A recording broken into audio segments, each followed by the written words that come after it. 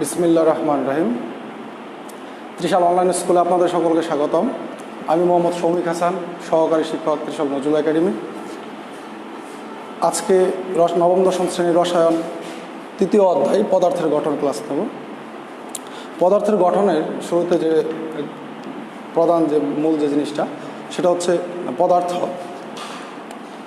মৌলিক পদার্থ এবং যৌগিক পদার্থ। মৌলিক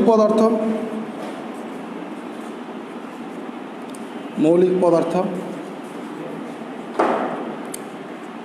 মৌলিক পদার্থ হচ্ছে যে সকল পদার্থকে বাংলে বা বিশ্লেষণ করলে ওই পদার্থ ছাড়া অন্য কোনো পদার্থ পাওয়া যায় না, সেই পদার্থগুলো হচ্ছে মৌলিক পদার্থ।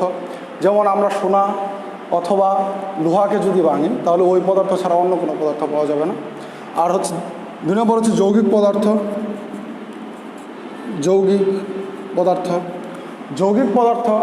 যৌগিক পদার্থকে যদি ভাঙি বা বিশ্লেষণ করি তাহলে এক বা একাধিক মৌলিক পদার্থ পাওয়া যাবে, যেমন ক্যালসিয়াম কার্বনেট।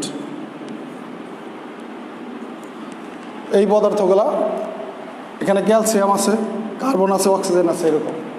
অথবা যদি বিশ্লেষণ করা হয় পানিকে, এগুলো হচ্ছে যৌগিক পদার্থ। এরপরের যে টপিকটা আছে সেটা হচ্ছে প্রতীক। হচ্ছে প্রতীক লেখার কিছু নিয়ম আছে। প্রতীক লেখার ক্ষেত্রে এক নম্বর নিয়মটা হচ্ছে কোনো ইংরেজি বর্ণের কোনো প্রতীক লেখার ক্ষেত্রে কোনো মৌলের ইংরেজি যে বর্ণমালা আছে, যেমন হাইড্রোজেন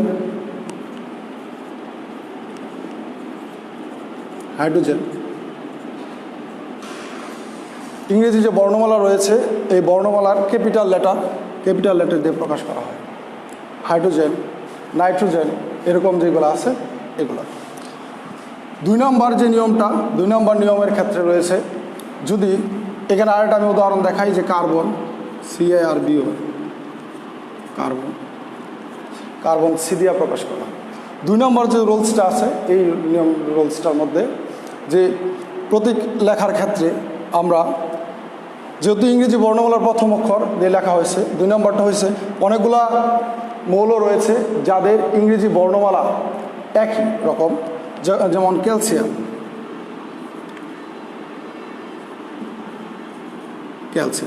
এক্ষেত্রে যদি আমরা সি নেই, মানে কার্বন প্রথম বর্ণ নেই, তো প্রথম বর্ণ নিলে দেখা যাচ্ছে দুইটা এক হয়ে যাচ্ছে। এই জন্য সেটার সাথে ইংরেজি বর্ণমালার যে ক্যাপিটাল লেটার আছে তার পাশাপাশি একটা স্মল লেটার লিখতে হবে। হ্যাঁ, এরকম। আর 3 নম্বর যে নিয়মটা আছে সেটা হচ্ছে ল্যাটিন যে নামগুলো রয়েছে,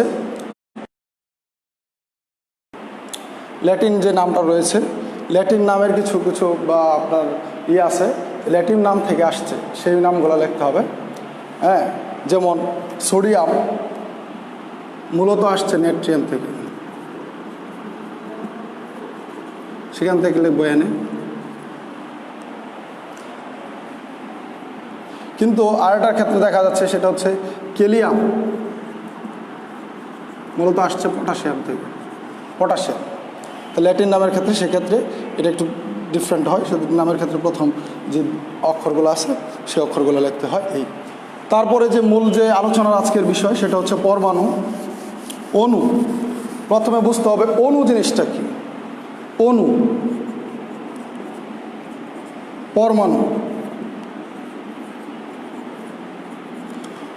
অণু হচ্ছে মৌলিক পদার্থের ক্ষুদ্রতম কণিকা। কণিকাকে আমরা বলি অণু। যেমন হাইড্রোজেন, বলতে পারি অক্সিজেন, বলতে পারি কার্বন। তো পরমাণু শব্দটাকে আমরা যদি বিশ্লেষণ করি, পরম শব্দের হচ্ছে অতীব, অণু শব্দের অর্থ হচ্ছে ক্ষুদ্র। তো পরমাণু শব্দের হচ্ছে অতীব ক্ষুদ্রতম অংশ। হ্যাঁ, তাহলে অণুকে বাংলায় বিশ্লেষণ করে যেমন 2টা অক্সিজেন পরমাণু, অক্সিজেন প্লাস অক্সিজেন গঠিত হয় অণু। মনে রাখতে হবে পরমাণুর ক্ষেত্রে নিচে পরমাণুর সংখ্যা সহ লিখে দিতে হবে। এরপরে হচ্ছে পরমাণুর কিছু ভেতরের অংশ। পরমাণুর ভেতরে রয়েছে ইলেকট্রন,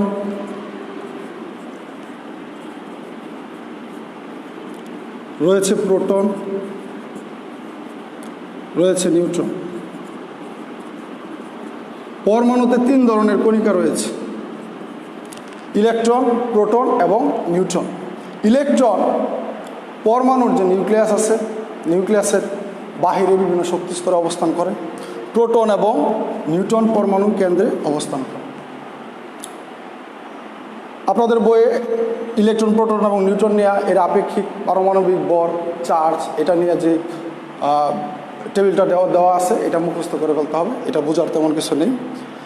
এরপরে রয়েছে পারমাণবিক সংখ্যা। পারমাণবিক সংখ্যা হচ্ছে কোনো পরমাণু প্রোটনের মোট সংখ্যাকে মৌলের পারমাণবিক সংখ্যা বলা হয়। ওই পারমাণবিক সংখ্যা, প্রোটনের সংখ্যাটাই হচ্ছে পারমাণবিক সংখ্যা। তাহলে পারমাণবিক সংখ্যা হচ্ছে পারমাণবিক সংখ্যা।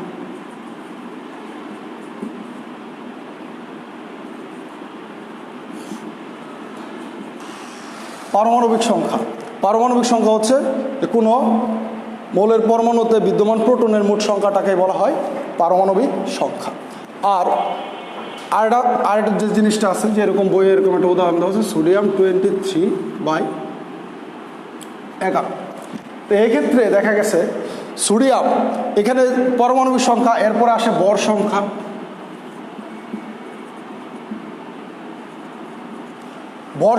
ভর সংখ্যাটা মনে রাখতে হবে, ভর সংখ্যাটা থাকে উপরে এবং পারমাণবিক সংখ্যা থাকবে নিচে কর্নারে। ভর কারণ হচ্ছে কোনো কিছু আমরা ওজন করতে গেলে উপরের দিকে তুলি, এই হিসেবে মনে রাখতে হবে যে ভর সংখ্যাটা থাকে উপরে, পারমাণবিক সংখ্যা। তাহলে বলছি যে কোনো পরমাণুর প্রোটনের যে মোট সংখ্যা সেটা হচ্ছে তার পারমাণবিক সংখ্যা। তাহলে সোডিয়ামের পারমাণবিক সংখ্যা হচ্ছে 11, কারণ প্রোটন থাকে 11টি। এবং ভর সংখ্যাটা হচ্ছে প্রোটন প্লাস নিউট্রন, প্রোটন এবং নিউট্রনের যে সংখ্যা সেটা হচ্ছে তার ভর সংখ্যা। সোডিয়াম পরমাণুতে প্রোটন রয়েছে 11টি এবং নিউট্রন রয়েছে 12টি, অর্থাৎ এই জন্য তার ভর সংখ্যা হচ্ছে 20। এই হচ্ছে পরমাণুর যে কণিকাগুলো রয়েছে এগুলো নিয়ে আলোচনা। এরপরে রয়েছে পরমাণু মডেল। এসএসসি সিলেবাসে দুটি পরমাণু মডেল রয়েছে। একটা মডেল হলো 1911 সালে বিজ্ঞানী রাদারফোর্ড পরমাণু নিয়ে কিছু মন্তব্য করেছেন, সেগুলো হচ্ছে রাদারফোর্ড পরমাণু মডেল। এবং 1913 সালে রাদারফোর্ডের কিছু ত্রুটি বিচ্যুতি নিয়ে পরমাণু মডেল নিয়ে আলোচনা করছে বিজ্ঞানী বোর, সেটা হচ্ছে নিলস বোর পরমাণু মডেল। রাদারফোর্ড পরমাণু মডেল সেই প্রস্তাবটা কি করছে, বিজ্ঞানী রাদারফোর্ড বলছে পরমাণুর যে কেন্দ্রে একটা ধনাত্মক চার্জ রয়েছে, পরমাণুর যে কেন্দ্রে ধনাত্মক চার্জ রয়েছে, ধনাত্মক চার্জের নাম হচ্ছে নিউক্লিয়াস। নিউক্লিয়াসের ভর সমস্ত পরমাণুর তুলনায় খুবই নগণ্য, অতীব ক্ষুদ্র। বিজ্ঞানী রাদারফোর্ড পাতলা স্বর্ণপথের উপর আলফা কণা বিচ্ছুরণ করে এই পরীক্ষাটা পর্যবেক্ষণ করে দেখান। রাদারফোর্ডের সাফল্য হচ্ছে নিউক্লিয়াস আবিষ্কার। তাহলে রাদারফোর্ড পরমাণু মডেলের প্রথম যে প্রস্তাবটা হচ্ছে পরমাণুর কেন্দ্রে রয়েছে ধনাত্মক আধান বিশিষ্ট একটা বস্তুকণা, এই বস্তুকণার নাম দেন নিউক্লিয়াস। যেহেতু ইলেকট্রনের কোনো বর নেই, ইলেকট্রনের আপেক্ষিকভাবে বর শূন্য, তাই প্রোটন এবং নিউট্রনের বরই হচ্ছে পরমাণুর মোট বর। প্রোটন এবং নিউট্রনের মোট বরটাই হচ্ছে নিউক্লিয়াস। যেহেতু নিউক্লিয়াসে প্রোটন এবং নিউট্রন বিদ্যমান থাকে। বিজ্ঞান রাদারফোর্ড আরেকটি কথা, তার যে 3 নম্বর প্রস্তাবটা, 3 নম্বর যে প্রস্তাবটা, সে বলছে সৌরজগতে সূর্যের চারদিকে, এটা যদি সৌরজগৎ হয়, এটা যদি সূর্য হয় সৌরজগতে, তাহলে সৌরজগৎ যখন বলবো তখন আমরা বলবো পরমাণু মডেলে, সূর্য যখন বলবো তখন বলবো নিউক্লিয়াস, যখন বলবো আমরা ইলেকট্রন তখন বলবো আমরা গ্রহ। সৌরজগতে সূর্যের চারদিকে গ্রহগুলা যেরকম আবর্তন করে, পরমাণুতে নিউক্লিয়াসের চারদিকে ইলেকট্রনগুলা ঠিক একইভাবে আবর্তনশীল। এই হচ্ছে রাদারফোর্ড পরমাণু মডেল। রাদারফোর্ড পরমাণুর তার যে সীমাবদ্ধতা রয়েছে, সীমাবদ্ধতা ত্রুটি বিচ্যুতি, এই ত্রুটি বিচ্যুতিগুলো হলো, 1 নম্বর হচ্ছে, নাম্বার 1 যদি আমি বলি, সে পরমাণুর আকার সম্পর্কে কোনো ধারণা দেয় নাই, যে পরমাণুর আকারটা কীরকম হবে বা আকৃতি সম্পর্কে কোনো ধারণা দেওয়া হয় নাই। 2 নম্বর হইল তিনি একটি মাত্র ইলেকট্রনের ক্ষেত্রে একটি মাত্র ইলেকট্রনের ক্ষেত্রে দেখানো হয়েছে তার পরমাণু মডেল। 3 নম্বর সীমাবদ্ধতা হচ্ছে রাদারফোর্ড বলছে সৌরজগতে সূর্যের চারদিকে গ্রহগুলো যেরকম ঘূর্ণায়মান, ঠিক তেমনি পরমাণুতে নিউক্লিয়াসের চারদিকে ইলেকট্রনগুলো আবর্তন করে বা ঘূর্ণায়মান, কিন্তু পরমাণুতে ইলেকট্রনের চার্জ হচ্ছে ঋণাত্মক এবং নিউক্লিয়াসের চার্জ হচ্ছে ধনাত্মক, যেহেতু নিউক্লিয়াসে প্রোটন এবং নিউট্রন বিদ্যমান। কিন্তু সৌরজগতে গ্রহগুলোর মধ্যে কোনো চার্জ বিদ্যমান নেই, এই হচ্ছে তার ত্রুটি, সীমাবদ্ধতা। এসব ত্রুটি পর্যবেক্ষণ করে বিজ্ঞানী নিলস বোর 1913 সালে একটা পরমাণু মডেল সম্পর্কে আলোচনা করছে। সে তার পরমাণু মডেলে 1 নম্বর যে প্রস্তাবটা দিচ্ছে সেটা হচ্ছে ওই যে বিজ্ঞানী রাদারফোর্ড তিনি বলছে কোনো আকার বা আকৃতি সম্পর্কে ধারণা দেয় নাই, কিন্তু তিনি বিজ্ঞানী রাদারফোর্ড বলছেন যে পরমাণু কতগুলা নির্দিষ্ট স্থির কক্ষপথে, কতগুলা স্থির কক্ষপথে পরমাণুতে নিউক্লিয়াসের চারদিকে কতগুলো স্থির কক্ষপথ রয়েছে, যে স্থির কক্ষপথগুলোতে ইলেকট্রনগুলো কী করে আবর্তন করবে। এই স্থির কক্ষপথগুলোকে তিনি শেল, শক্তিস্তর, প্রধান শক্তিস্তর বা অরবিট নামে আখ্যায়িত করেছে। সেটা n = শক্তিস্তর হবে n = 1, 2, 3, 4 ইত্যাদি স্বাভাবিক সংখ্যা। n = 1 হলে সেটা হবে কে শেল, n = 2 হলে সেটা হবে এল শেল, 3 হলে এম শেল এবং 4 হলে এন শেল। 2 নম্বর যে প্রস্তাবটা করছেন যে কৌণিক ভরবেগ নেয়া, অর্থাৎ কোনো পরমাণুর কৌণিক ভরবেগ সেটা হবে mvr = nh/2π। mvr = nh/2π। এখানে m হচ্ছে ইলেকট্রনের ভর, সেটা হচ্ছে 9.11 × 10⁻³ kg। b হচ্ছে ইলেকট্রন যে শক্তি স্তরে ঘুরবে তার গতিবেগ, আর হচ্ছে ইলেকট্রন যে শক্তি স্তরে ঘূর্ণায়মান তার ব্যাসার্ধ, h হচ্ছে প্লাঙ্ক ধ্রুবক, এর মান হচ্ছে h এর মানটা হচ্ছে 6.626 × 10⁻30। এটা এককটা মনে রাখতে হবে, পরীক্ষায় মাঝে মধ্যে আসে, মিটার² kg/s। বিজ্ঞানী নিলস বোরের 3 নম্বর যে প্রস্তাবটা সেটা হচ্ছে 3 নম্বর প্রস্তাবটা হচ্ছে অর্থাৎ এরকম ইলেকট্রন নিম্ন শক্তিস্তর থেকে যদি উচ্চ শক্তিস্তরে উপরের দিকে ওঠে তাহলে শক্তির শোষণ ঘটে, মানে শক্তি দরকার। অর্থাৎ আপনি যদি নিচতলা থেকে উপরের তলার দিকে যান, 2 তলা 3 তলা 4র্থ তলা এরকম যান, তাহলে শক্তি লাগবে। কিন্তু যদি এখানে যে আমি আরেকটা শক্তি স্তর চিন্তা করি, উপর থেকে নিচের দিকে আসা হয়, অর্থাৎ ইলেকট্রন যদি নিম্ন শক্তি স্তর থেকে উচ্চ শক্তি স্তরে গমন করে তাহলে শক্তির শোষণ, মানে শক্তি দরকার পড়বে। আর যদি উচ্চ শক্তি স্তর থেকে যদি এটা আমি 3 ধরা হয়, n = 3 থেকে যদি 2-তে নামি, তাহলে শক্তির বিকিরণ, মানে শক্তি হ্রাস পাবে, শক্তি দরকার নেই এরকম, এবং সেটা হবে শোষিত বা বিকিরিত শক্তির যে মূল পরিমাণ সেটা হচ্ছে h, অনেকে বলে hb, আসলে এটা বিনা h new, h new = hc/λ। এখানে h হচ্ছে প্লাঙ্ক ধ্রুবক, এটা মান দেওয়া আছে। c হচ্ছে আলোর বেগ, c = 3 × 10⁻⁸।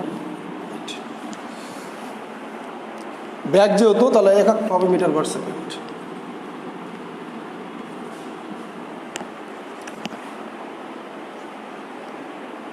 এই নিউটা হচ্ছে বিকিরিত আলোর ফ্রিকোয়েন্সি, আর ল্যামডা হচ্ছে তরঙ্গ দৈর্ঘ্য। বিজ্ঞানী নিলস বোরের তার কিছু সীমাবদ্ধতা রয়েছে। বিজ্ঞানী নিলস বোরের যে 1 নম্বর যে সীমাবদ্ধতা বিজ্ঞানী রাদারফোর্ড যে ভুলটি করে গেছেন তিনিও সেই ভুল করে গেছে, সেটা হচ্ছে সে বিজ্ঞানী রাদারফোর্ড আকার সম্পর্কে ধারণা না দিলেও সে আকার সম্পর্কে বলা হয়েছে। বিজ্ঞানী রাদারফোর্ড বলছে যে গোলাকার, পরমাণু হচ্ছে গোলাকার, কিন্তু আসলে আমরা পরবর্তীতে দেখা গেছে যে পরমাণুর সময় গোলাকার না উপবৃত্তাকার হয়। এটা হচ্ছে 1 নম্বর সীমাবদ্ধতা। নাম্বার 2 নম্বর সীমাবদ্ধতা, তিনি একথা বলে গেছেন যে একটি মাত্র ইলেকট্রনের ক্ষেত্রে একটি মাত্র ইলেকট্রনের বর্ণালী, বিজ্ঞান রাদারফোর্ড একটি মাত্র ইলেকট্রনের বর্ণালী ব্যাখ্যা করতে পারছে, কিন্তু একাধিক ইলেকট্রনের বর্ণালী ব্যাখ্যা করতে পারে নাই। 3 নম্বর বলা হয়েছে যে বিজ্ঞানী নিলস বোর বলে গেছে ইলেকট্রন যখন নিম্ন শক্তি স্তর থেকে উচ্চ শক্তি স্তর বা উচ্চ শক্তি স্তরে নিম্ন শক্তি স্তরে গমন করে, শক্তি শোষণ বিকিরণ যাই ঘটুক না কেন, সেক্ষেত্রে একটি মাত্র রেখা পাওয়া যাবে। কিন্তু পরবর্তীতে দেখা গেছে এই একটি মাত্র রেখা একাধিক রেখায় বিভক্ত হয়েছে। তাই এই হচ্ছে বিজ্ঞানী নিলস বোর এবং রাদারফোর্ড পরমাণু মডেল। বিজ্ঞানী নিলস বোর পরমাণু মডেলের এবং রাদারফোর্ড পরমাণু মডেলের যদি তুলনা করা হয়, বিজ্ঞানী রাদারফোর্ডের সবচেয়ে যে মূল যে আবিষ্কার সেটা হচ্ছে নিউক্লিয়াস। বিজ্ঞানী নিলস বোরের যে আবিষ্কার সেটা হচ্ছে সে পরমাণু আকার সম্পর্কে ধারণা দিছে এবং সে একটি মাত্র ইলেকট্রনের ব্যাখ্যা করতে পারছে। পরবর্তীতে আরও বিভিন্ন পরমাণু মডেল নেয়া, পরমাণুর বর্তমানে যে ব্যাখ্যা করা রয়েছে এগুলো দেওয়া হয়েছে। এগুলো পরীক্ষার মধ্যে রাদারফোর্ড পরমাণু মডেল, প্রস্তাব, সীমাবদ্ধতা এগুলো আসে। নিলস বোর পরমাণু মডেল যে আছে 1913 সালে দেওয়া হয়েছে, নিলস বোর পরমাণু মডেলের প্রস্তাব, সীমাবদ্ধতা বা দুটি মডেলের তুলনা নিয়ে আলোচনা করা হয়। তবে বিজ্ঞানী রাদারফোর্ডের যে 2 নম্বর প্রস্তাবটা আছে কৌণিক ভরবেগ নাম্বার 2, এই জায়গার মধ্যে কিছু কিছু অঙ্ক মাঝে মধ্যে পরীক্ষায় দেখা যায়। সেটা হচ্ছে যদি কোনো পরমাণুর ভর দেওয়া আছে, ব্যাসার্ধ দেওয়া আছে, আর প্লাঙ্ক ধ্রুবকের মান জানা থাকলে তাহলে তার গতিবেগ চাইতে পারে, তাহলে গতিবেগ বের করা যাবে। গতিবেগ সহজে বের করা যায়, যেমন b = nh/mr/2π। যদি ব্যাসার্ধ চাওয়া হয় তাহলে এখানে mb চলে যাবে। এবং n এখানে কি, অনেকে প্রশ্ন থাকে n হচ্ছে যেই শক্তি স্তরে কৌণিক ভরবেগ বের করার কথা বলা হয়েছে সেই শক্তি স্তর, কখনো 1 হবে, কখনো 2 হবে, কখনো 3 হবে। এটা পরীক্ষা বলে দেওয়া থাকবে এরকম। এরপরের যে টপিকটা সেটা হচ্ছে, এটা একটা মজার বিষয়,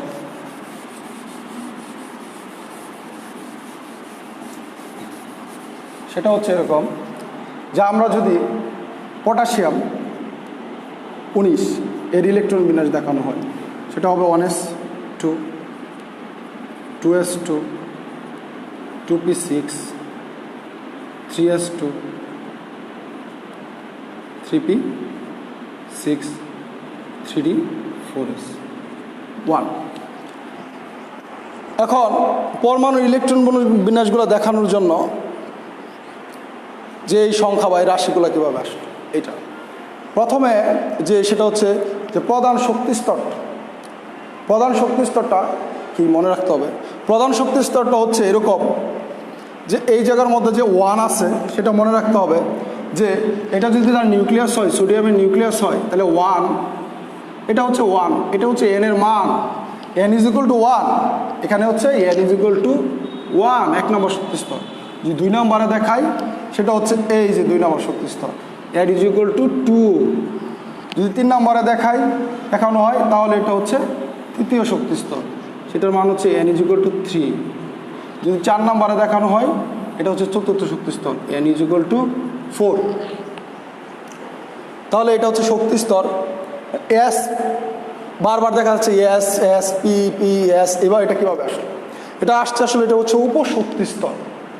এটা হচ্ছে উপশক্তি স্তর। উপশক্তি স্তরটা কেমন, উপশক্তি স্তরটা হচ্ছে n = 1 হলে, n = 1 হলে, আরেকটু কথা বলে নিতে হবে যে উপশক্তি স্তরটা কি। উপশক্তি স্তরটা হচ্ছে L মানে অরবিটাল। শক্তি স্তরটাকে যদি আমরা বলি অরবিট, শক্তি স্তরটাকে যদি বলি অরবিট, তাহলে উপশক্তি স্তরটাকে বলবো আমরা অরবিটাল।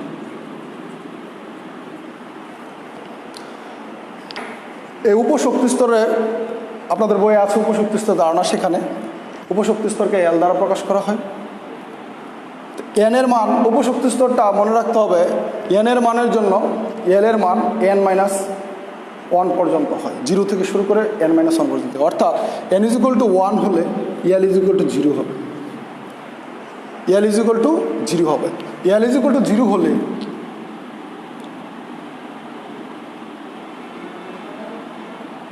এবং সেটা হবে এস উপস্তর।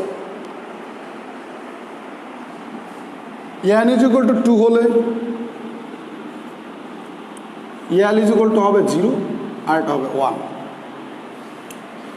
এবং 0-র জন্য হবে এস, 1-এর জন্য হবে পি।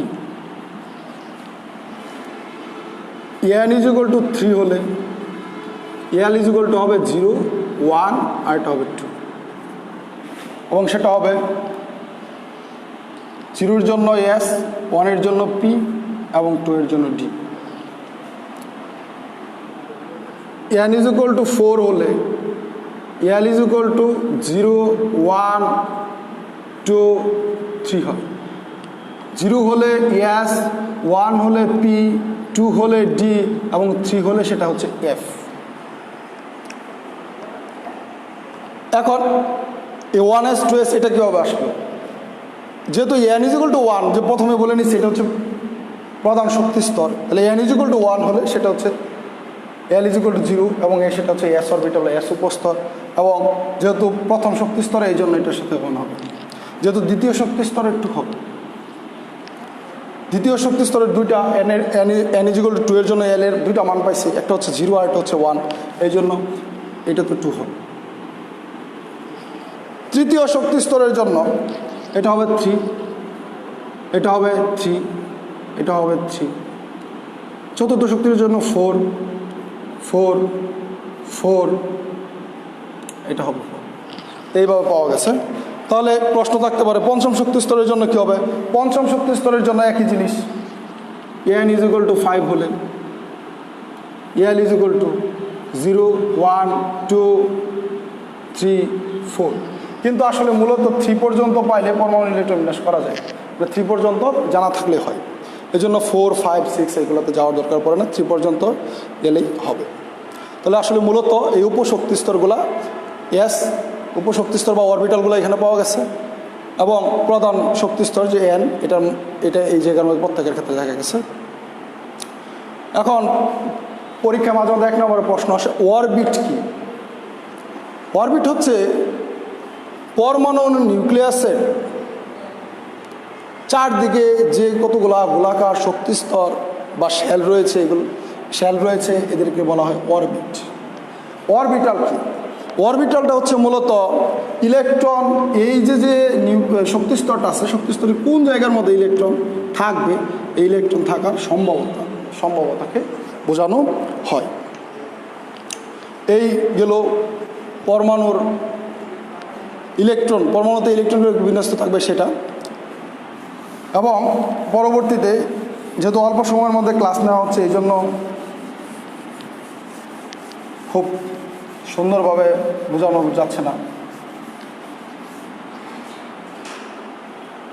পটাশিয়ামের যে ইলেকট্রন বিন্যাসটা আমি লিখছি, এই পটাশিয়ামের ইলেকট্রন বিন্যাসের ক্ষেত্রে একটা জিনিস লক্ষ্য করতে হবে, পরমাণুতে ইলেকট্রন আসলে কীভাবে প্রবেশ করে, ইলেকট্রন কীভাবে প্রবেশ করে। প্রশ্ন থাকতে পারে 1s এ যায়, 1s আছে, 2s আছে, 2p আছে, কিন্তু ইলেকট্রন আগে 1s এ কেন গেল, 2s এ কেন গেল? 1s এ এই কারণেই গেল, সেটা হচ্ছে মনে রাখতে হবে, ইলেকট্রন প্রথমে নিম্ন শক্তি স্তরে গমন করে, তারপরে ক্রমান্বয়ে উচ্চ শক্তি স্তরে গমন করে। ইলেকট্রন প্রথমে নিম্ন শক্তির অরবিটালে, অর্থাৎ নিম্ন শক্তির অরবিটালে গমন করবে, তারপরে ক্রমান্বয়ে উচ্চ শক্তির অরবিটালে গমন করবে। কোনটা নিম্ন শক্তির অরবিটাল এবং কোনটা উচ্চ শক্তির অরবিটাল সেটা আমরা কিভাবে জানব? নিউক্লিয়াসের যত নিকটবর্তী হবে তার শক্তি তত কম হবে এবং তার আকার তত ছোট হবে। তাহলে n = 1, অর্থাৎ 1 নম্বর শক্তি স্তর, প্রথম শক্তি স্তরটা হচ্ছে সবচেয়ে নিম্ন শক্তি স্তর, তারপরে দ্বিতীয় শক্তি স্তর, তারপর তৃতীয় শক্তি স্তর, তারপর চতুর্থ শক্তি স্তর, তারপরে পঞ্চম শক্তি স্তর, এভাবে যাবে।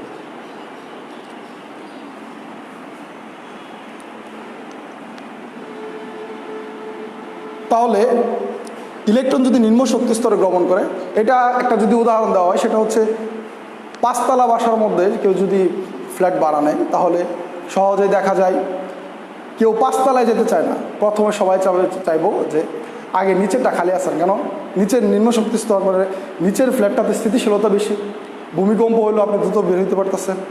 তারপরে দেখা গেল আপনার 5 তলায় উঠা নামা এটাও কষ্টকর, অর্থাৎ নিম্ন যে জিনিসটা সেটা হচ্ছে স্থিতিশীলতা বেশি। ঠিক একই ক্ষেত্রে পরমাণু এর ব্যতিক্রম করে না, তারা প্রথমে নিম্ন শক্তি স্তরে প্রবেশ করে, তারপরে ক্রমান্বয়ে উচ্চ শক্তি স্তরে প্রবেশ করে। কারণ নিম্ন শক্তি স্তরে স্থিতিশীলতা বেশি, অর্থাৎ স্থিতিশীল তার কারণে পরমাণু প্রথমে নিম্ন শক্তি স্তর। পরীক্ষার মধ্যে একটা প্রশ্ন 3 নম্বরে প্রায় আসে, পটাশিয়ামের 19তম ইলেকট্রনটি 3Dতে না গিয়ে 4s-এ গেল কেন? তা আপনি এখানে চিন্তা করতে হবে, যেহেতু আমরা এই ক্রমে ইলেকট্রন বসায় আসছি, প্রথমে 1-এ, তারপর 2s, 2p-তে এইভাবে ইলেকট্রন দিচ্ছি, তারপরে 19তম ইলেকট্রনটি 3Dতে না দিয়ে আমরা কোথাও 4s-এ দেওয়া হলো কেন বা গেল কেন? এর কারণ হচ্ছে বললাম নিম্ন শক্তি স্তরে স্থিতিশীলতা বেশি। এখন দুটি অরবিটালের মধ্যে কোনটি নিম্ন শক্তির অরবিটাল তা মূলত নির্ভর করে প্রধান শক্তি স্তর এবং উপস্তরের। কীরকম? আমরা যদি 3D এবং 4s-এর ক্ষেত্রে চিন্তা করি, 3D এর ক্ষেত্রে চিন্তা করা হয়, 3Dতে এখানে 3 তাহলে n, অর্থাৎ কোনটি নিম্ন শক্তির অরবিটাল তা n+l এর মানের উপর নির্ভর করে। n+l এর মানের ক্ষেত্রে যেটি নিম্ন সেটি হচ্ছে নিম্ন শক্তির স্তর, এবং যেটি যার মান বেশি হবে সেটি হচ্ছে উচ্চ শক্তি স্তর। তাই n+l এর ক্ষেত্রে n = 3 প্লাস l = কত? 2। কতক্ষণ আগে দেখাইলাম যে n এর মানের জন্য l এর কিছু স্বতন্ত্র মান রয়েছে, সেখানে s = 0, p = 1, d = 2, f = 3, এরকম। তাহলে কত হইল? যোগ করলে কত হয়? 5 হয়। এবং যদি 4s-এর কথা চিন্তা করা হয়, তাহলে n+l, তাহলে n = 4 + 1, 4 + l, s যেহেতু তাহলে 0 হবে। কত হইল? 4। এই জন্য পটাশিয়ামের সর্বশেষ ইলেকট্রনটি 3Dতে না গিয়ে 4s অরবিটালে গমন করে। এরপরে যে জিনিসটা যে প্রধান ভুল হয় সেটা হচ্ছে, যদি আমরা ক্রোমিয়ামের ক্ষেত্রে, অর্থাৎ ইলেকট্রন বিন্যাসের কিছু ব্যতিক্রম, ক্রোমিয়াম 24, এক্ষেত্রে দেখা যায় যদি ইলেকট্রন বিন্যাস করা হয়, এক্ষেত্রে দেখা যায় যে এ পর্যন্ত 18 তো 18 আর হচ্ছে ইলেকট্রন যেহেতু এটাতে আগে প্রবেশ করবে, 18 আর 2 হচ্ছে 20, 20 আর 4 24। কিন্তু নিয়মে মূলত এইভাবে ইলেকট্রন বিন্যাস হওয়ার কথা, কিন্তু এভাবে ইলেকট্রন বিন্যাসটা হবে না। কারণ হচ্ছে কিছু কিছু এক্সেপশনাল বা ব্যতিক্রম ধর্মী কিছু থাকে সব জায়গাতেই। পরমাণুর ক্ষেত্রে পরমাণু ইলেকট্রন বিন্যাসের ক্ষেত্রে এর ব্যতিক্রম নয়, এখানে কিছু ব্যতিক্রম লক্ষ্য করা যায়। সেটা হচ্ছে ক্রোমিয়ামের ইলেকট্রন বিন্যাসের ক্ষেত্রে যেহেতু 4s-টা নিম্ন শক্তির অরবিটাল এবং 3Dটা উচ্চ শক্তির অরবিটাল, প্রথমে ইলেকট্রন 18 আর 2 20, 20 আর 4 24, কিন্তু এটা হয়। কিন্তু মূলত